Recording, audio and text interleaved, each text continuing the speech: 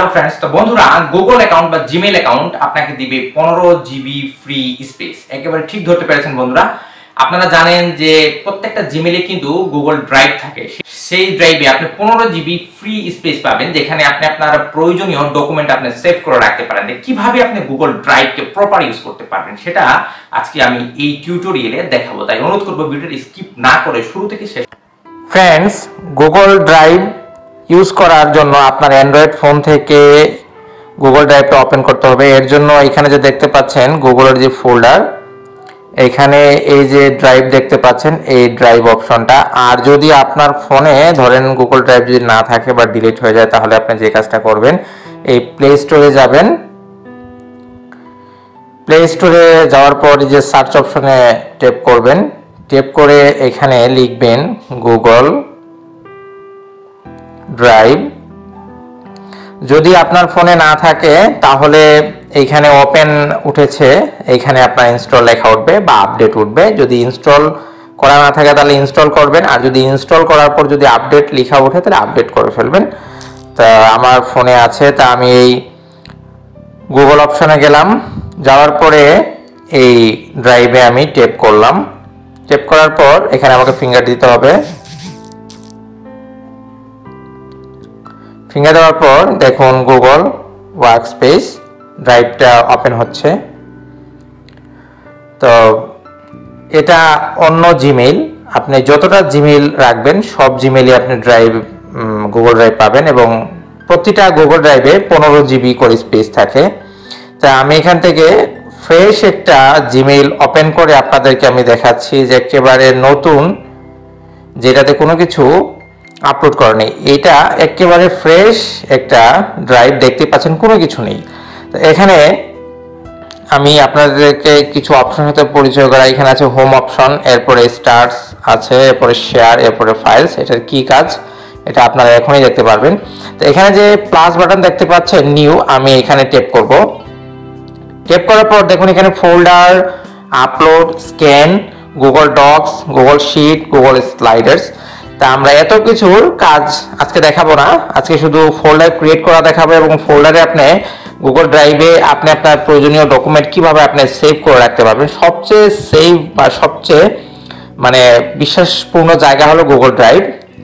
এই গুগল ড্রাইভে আপনি আপনার সার্টিফিকেট সহ যে কোনো ছবি যদি আপনি আপলোড করে রাখেন, তাহলে এটা সারা জীবন ওটা মুছবে না। তাহলে আমাদেরকে প্রথমে এখানে একটা ফোল্ডার তৈরি করতে হবে, এই জন্য আমাদের ফোল্ডারে টাইপ করতে হবে। তা ধরুন আমি এই ফোল্ডারের নাম দিলাম রিপন স্পেস কৈরি। আমার চ্যানেলটা অবশ্যই সাবস্ক্রাইব করবেন। তারপরে ফোল্ডার নাম দেওয়া শেষ, দেন আমি ক্রিয়েটে ক্লিক করব। তারপরে দেখুন এখানে আমার নামে একটা ফোল্ডার তৈরি হয়ে গেছে। এখন আমি এই ফোল্ডারের মধ্যে যদি কোনো কিছু আপলোড করতে চাই, তাহলে প্রথমে আমাকে এই ফোল্ডারটা ওপেন করতে হবে, যার জন্য আমাকে এই ফোল্ডারে ট্যাপ করতে হবে। ট্যাপ করার পর দেখুন এই ফোল্ডারটা পুরো ব্ল্যাঙ্ক, কারণ এখানে কোনো কিছু আপলোড করা হয়নি। তাই এখন যেহেতু আমি এখানে কোনো ডকুমেন্ট আপলোড করবো, এই জন্য আমাকে আবার এই প্লাস নিউ এ ট্যাপ করতে হবে। ট্যাপ করার পর এখানে আপলোড আছে, আপলোডে ট্যাপ করতে হবে। এখানে আবার ফিঙ্গার দিতে হবে। আপনাদের যদি ফিঙ্গার সেট করা না থাকে তাহলে আসবে না, আমার যেহেতু সেট করা আছে তাই আসছে। এখানে আমার ডকুমেন্ট বা আমার গ্যালারিটা ওপেন হয়েছে। এখন এখান থেকে আমি যে কোনো জিনিস পিডিএফ একটা আপলোড করে দেখাই, এই জন্য আমি এই পিডিএফ এ ট্যাপ করলাম। দেখুন এখানে প্রিপেয়ারিং আপলোডের প্রসেস এখানে শুরু হয়েছে, এটা আপলোড হয়ে যাবে, একটু অপেক্ষা করবেন। তো আমার এখানে এই ফাইলটা আবার পিডিএফটা খুব সুন্দরভাবে এখানে আপলোড হয়েছে। তো এখানে এখন কিছু কাজ আছে। এই যে ফোল্ডারের পাশে যে 3 ডট দেখতে পাচ্ছেন, আমি 3 ডটে ট্যাপ করব। এখানে 3 ডটে ট্যাপ করার পর প্রথমে আপনি দেখতে পাচ্ছেন শেয়ার। এই শেয়ারে যদি আমি ট্যাপ করি তাহলে হবে কি, এখানে আমি আমার এই ফোল্ডারটা বা পিডিএফটা আমি যে কাউকে আমি শেয়ার করতে পারবো। এই জন্য আমাকে এখানে আমি যাকে শেয়ার করতে চাচ্ছি ওনার শুধু মেল অ্যাড্রেসটা লিখতে হবে। লিখে ধরুন আমি এখানে লিখলাম আমি এনাকে শেয়ার করব। শেয়ার করার পর শুধু এখানে যে এরো দেখতে পাচ্ছেন এই শেয়ারের সরাসরি এটা এখানে ট্যাপ করলে এটা চলে যাবে। তা আমি এনাকে যেহেতু শেয়ার করতে চাচ্ছি না, তা আমি এখানে ক্রস দিয়ে আমি পিছনে ফিরে আসলাম। আবার আমি 3 ডটে ট্যাপ করব। ট্যাপ করার পর যদি এটা আমার কোনো গুরুত্বপূর্ণ থাকে এবং যদি এটাকে আমি স্টার মার্ক করতে চাই তাহলে এড টু স্টার্স, এটাকে আমি স্টার মার্ক করে দিলাম। তো এটা আমি পাবো কোথায়? এটা আপনারা পাবেন নিচে হোমের পাশে যে স্টার্ট আছে সেই স্টারে যদি আপনারা ট্যাপ করেন তাহলে দেখতে পাবেন এটা কিন্তু স্টার্ট যেহেতু করেছি তাহলে এটা স্টারের মধ্যে গিয়ে জমা হয়ে গেছে। তো এটা যদি আমি পুনরায় যদি আমি আবার হোমে ফিরে যাই,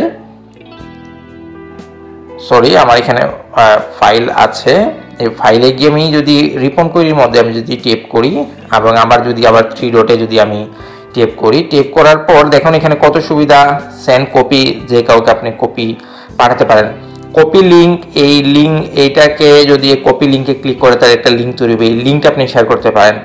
এরপরে সবচেয়ে এখানে বড় জিনিস হলো যদি আপনি ধরুন এই পিডিএফ বা এটার নাম যদি আপনি চেঞ্জ করতে পারেন, এখানে আছে।